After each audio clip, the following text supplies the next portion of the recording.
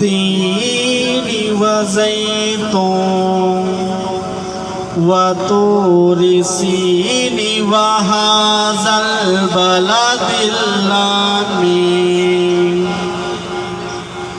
لقد خلقنا الإنسان